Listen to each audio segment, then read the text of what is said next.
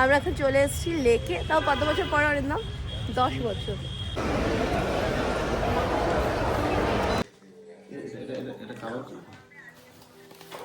Hello everyone, আজকে তো ছুটি, সকাল থেকে যে একটু ব্লগটা স্টার্ট করব একদম হয়ে ওঠেনি, কারণ আমি আজকে উঠেছি অনেকটা দেরি করে।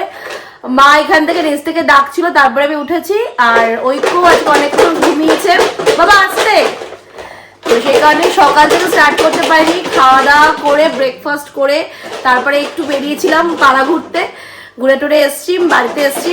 আর হ্যাঁ, আজকে একটা স্পেশাল লেগেছে, যেটা হচ্ছে ভ্যালেন্টাইন্স ডে। তোমাদের সবার কার কি প্ল্যানিং অবশ্যই তোমরা বেরোবে আজকে ভ্যালেন্টাইন্স ডের দিন। আমরা বাড়িতেই রয়েছি, খাওয়া দাওয়া করছি, বাবা মাটন এনেছে, মাংস খাবো। দেখি সন্ধ্যাবেলা যদি টাইম পাই একটু বেরোবো এই। আর অরিন্দম কাজে বেরিয়েছে, এই তো ভ্যালেন্টাইন্স ডে বিয়ের পরে। আর এই যে দিদিভাইও আছে আমাদের সাথে। আর ভ্যালেন্টাইন্স ডেটা না খুব ভালো লাগে, আমার তো খুবই ভালো লাগে। মনে হয় যেন একটা বাইরে একটা সুন্দর সুন্দর কোথাও যেন একটা ওই ভালোবাসে দিবস। তার সাথে সাথে 14 ফেব্রুয়ারি আমাদের কাছে আরো একটা বিশেষ দিন, যেটা হচ্ছে ব্ল্যাক ডে। এটা আমাদের কাছে খুবই মর্মান্তিক, খুবই কষ্টদায়ক দিন আজকের দিনটা। তো চলো খাওয়া দাওয়া করি। তোমরা সবাই সুন্দর করে ঘোরো, সুন্দর করে মজা করো তোমাদের বয়ফ্রেন্ড এবং প্রিয় মানুষের সাথে। আমরা এখন খাওয়া দাওয়া করবো। ঐক্য খাওয়া দাওয়া অলরেডি হয়ে গেছে, বাতাসা খাচ্ছে। তুমি কি খাচ্ছ বাবা? বাতাসা। এটা হ্যাপি ভ্যালেন্টাইন্স ডে বলে দাও। হ্যাপি বাতাসা।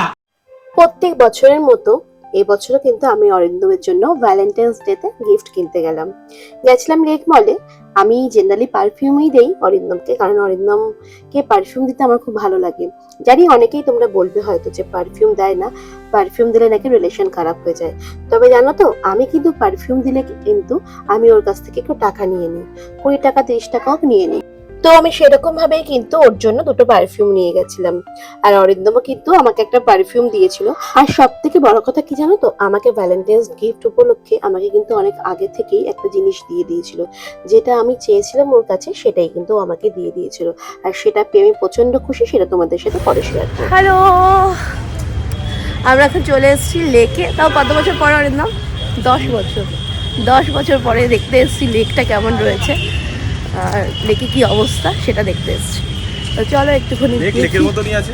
হ্যাঁ, আমরা বদলে গেছি অনেকটা 10 years পর।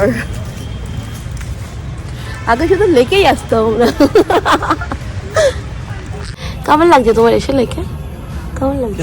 ভালোই লাগছে। অনেক বছর পর আসলাম। কত বছর তাও? 8-9 বছর, 10 বছর হবে তো। আমাদের 9 বছর বিয়ে হয়ে গেছে। 10 বছর। 10 বছর হয়নি। খুব ভালো লাগে। তুমি তোমাকে শুধু লেকেই আনতে আগে। আর বলে না, আমার এমনিও মাঠ। আমাকে লেকেই নিয়ে আসতো, আর আসার সময় আমরা হেঁটে হেঁটে আসতাম। তারপরে আসার সময় ফিশ ফ্রাই খাওয়াতো, আর যাওয়ার সময় উবেরে করে নিয়ে যেত। এটাই ছিল হচ্ছে আমাদের টাইম। তখন অন্যরকম ছিল, এখন এই শেড ফেড গুলো করে দিয়েছে। হ্যাঁ, আগে একটু অন্যরকম ছিল। 10 বছর আগে থেকে এখন তো অনেকটাই পাল্টাবে না, টাইম পাল্টাচ্ছে। এই লাইট দিয়ে দিয়েছে, আগেও লাইট ছিল। হ্যাঁ লাইট ছিল, এই লাইট গুলো ছিল, এরকম চেঞ্জ করা ছিল না, ছিল কিন্তু লাইট ছিল। আর তখনও ভালো লাগলো, যখন আমরা আসতাম তখনও ভালো লাগলো। লেক আমি বহু ছোটবেলা থেকে লেকে আসি, লেক খুব ভালো লাগে আমার।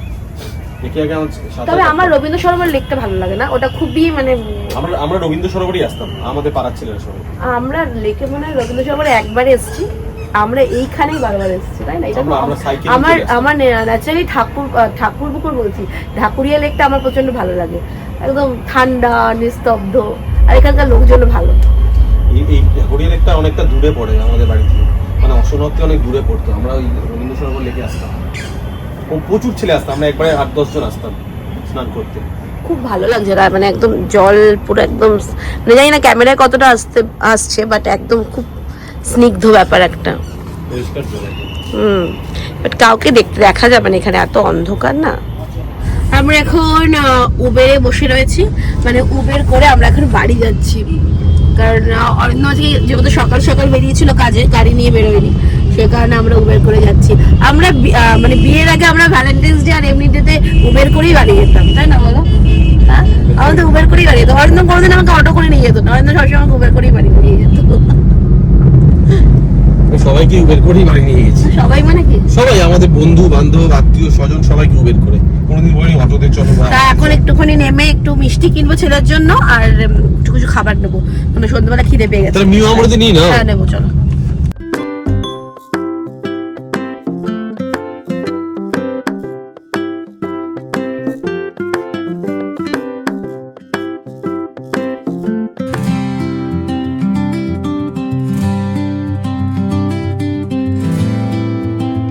আছে কাকে দেবে ভাই? কাকে দেবে? কাকে দেবে? কাকে দেবে বলো? কাকে দেবে? মাম্মাকে?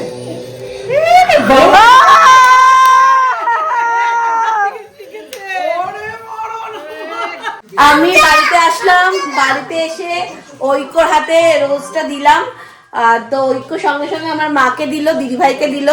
তারপরে এখন বাড়িতে এনে আমরা এখন খাওয়া দাওয়া করলাম, তাই তো মিষ্টি খেলাম, তারপরে কিছু সন্ধ্যাবেলা কিছু স্ন্যাক্স খেলাম, সেইগুলো খেলাম। বাড়িতে এসে আমরা ভ্যালেন্টাইন্স ডে খাওয়া দাওয়া গুলো কমপ্লিট করলাম। এই যে বলো কি বলবো, কি বলবে, মানে কেমন ভ্যালেন্টাইন্স ডে তুমি কেমন কাটালে? আমি খুবই টায়ার্ড, কারণ আমি আমার একটা ইনভিটেশনে গিয়েছিলাম, এই ফিরলাম মানে অনেক আগেই ফিরেছি রাজবিহারিতে, এখন আসলাম। না বলো, এটা খাবার